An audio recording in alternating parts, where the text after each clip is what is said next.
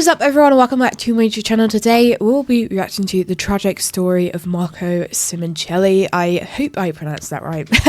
I don't know about this story, so I'm looking forward to getting into it. I know that it's to do with MotoGP, but other than that, I'm going into it completely blind, but I know one of you requested this video, so I'm looking forward to it, so I'm just going to shut up and we'll get straight into it. 2011 Malaysian Motorcycle Grand Prix was supposed to be like any other race day. With cloudy weather above the Sepang International Circuit, the conditions were very much typical, with a chance of rain common in Malaysia. What was supposed to be a straightforward round on the MotoGP calendar turned into one of the most shocking and devastating days in the history of motorsport, with the effects of this tragedy gonna make me cry. still felt to this day, scared. and surely many years to come. Marco Simoncelli was born in Cattolica, Italy, and his love for motorbikes began at the young age of just 7 years old. Marco started racing mini bikes in the small town of Coriano, where he grew up, not too far from San Marino. It was clear that from an early age, Marco had a special talent on two wheels and started competing in the Italian Minimoto Championship at just 9 years old. At 12 years old, Marco would win the Italian Championship back-to-back and secure runner-up in the 2000 European Minimoto Championship. By 2001, it was time for Marco to take the next step, and he entered the Italian 125 Championship, and in impressive fashion, Marco won the title in his rookie season. In 2002, Marco would win the European 125 Championship. I love how tiny the bikes are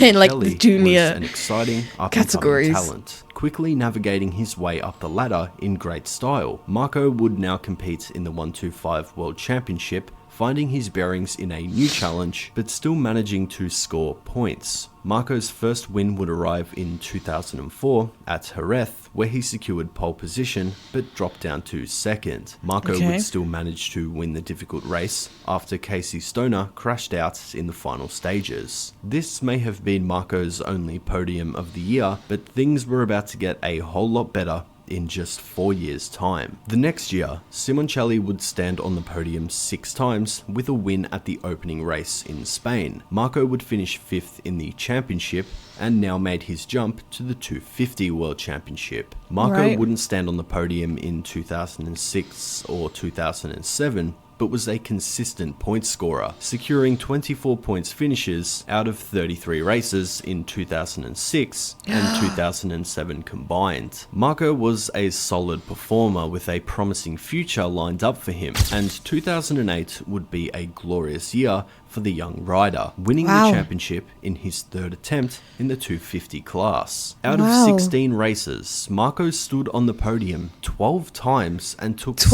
wins over the course of the season. Marco would back up his wins the following year, but had to settle for 3rd in the championship with 231 points. By 2010, Marco Simoncelli had now made the jump to MotoGP. He had an inconsistent start to the year, but seemed to get better and better as the year progressed. Marco managed 16 points finishes out of 18 races, and was even knocking on the door for a podium. It was promising signs for the young Italian, and 2011 would prove to be 1 week amazing, and the next totally devastating. Simoncelli was now riding a factory Honda for Gresini, a very welcome upgrade. Anticipation was in the air because the good signs Marco showed were almost certain to get even better in 2011. He now had a factory team and a good year of experience behind him. Controversy still played its part after a crash with Dani Pedrosa while battling for 2nd in France. But Marco charged on and on, secured his first pole position in Catalonia. Unfortunately, a bad start saw him drop to 7th and finish 6th,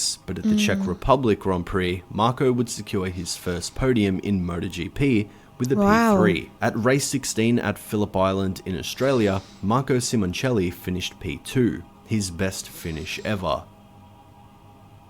The purpose of this press conference is to appraise you of the circumstances that resulted in the tragic death of Marco Simoncelli. I'm gonna cry. On the 23rd of October 2011, the Malaysian Grand Prix took place at the Sepang International Circuit.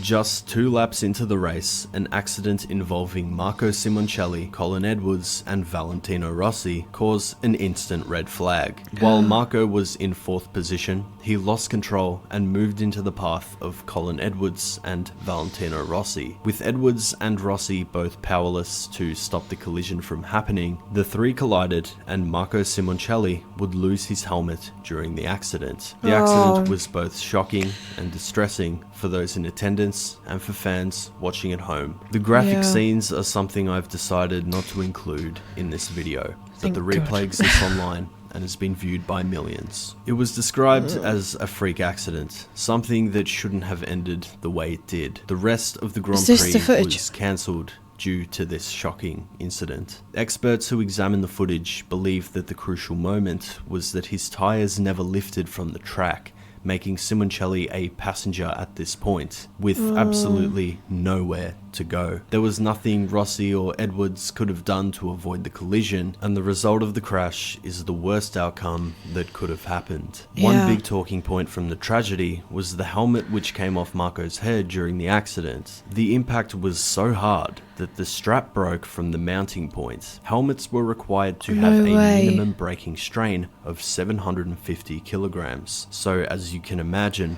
the massive amount of force which caused this to happen was just shocking. Marco suffered cardiac arrest as well as massive neck, head and chest trauma. He was rushed to the circuit's medical center. Doctors administered CPR for 45 minutes, but at 4:56 p.m, Marco Simoncelli was pronounced dead.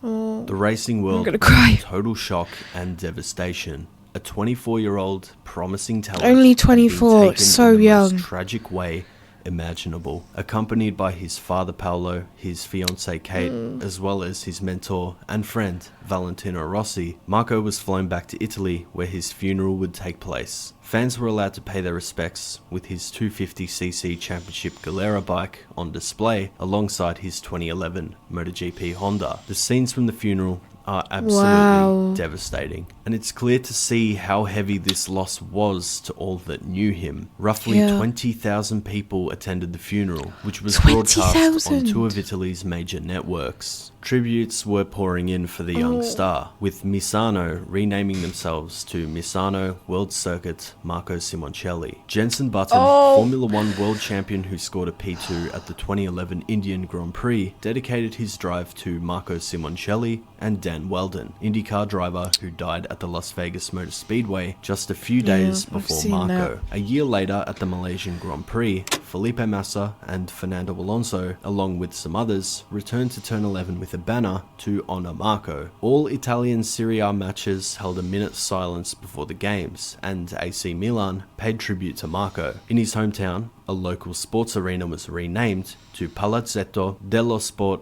Marco Simoncelli, and a bus route in that same town was renumbered to 58, which was later retired in his honour. One of the most well-known creations was Valentino Rossi's academy VR46, which was set up to mentor Italian drivers. Rossi was a mentor to Marco, and somebody he took under his wing, with Rossi saying, "I always say Marco is the first rider of the academy, even if the academy didn't exist." Marco was full of potential and raw talent, somebody who could show great consistency and signs of a future star early in his MotoGP run. He has been described as a larger-than-life character, a big, strong man destined for success in the premier category. Even today, when other drivers or those that know him speak about Marco, the expression on their face changes. You can see the emotion written all over them, and how devastating his loss was for so many people. MotoGP fans also recognized his great potential and have been robbed of seeing him compete against some of the sport's biggest and best riders. Somebody who could have been a major rival was taken too soon. Yeah, way too soon. Well, that was really sad.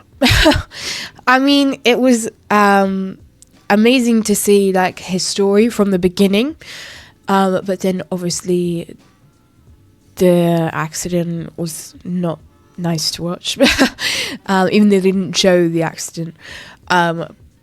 And the fact that he had 20,000 people attend his funeral and they broadcasted it.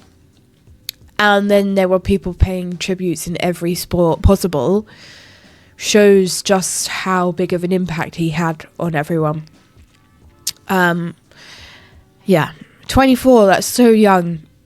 Definitely gone way too soon. I wonder what it would have been like to see him go up against some of the greats in MotoGP. That would have been really cool to see.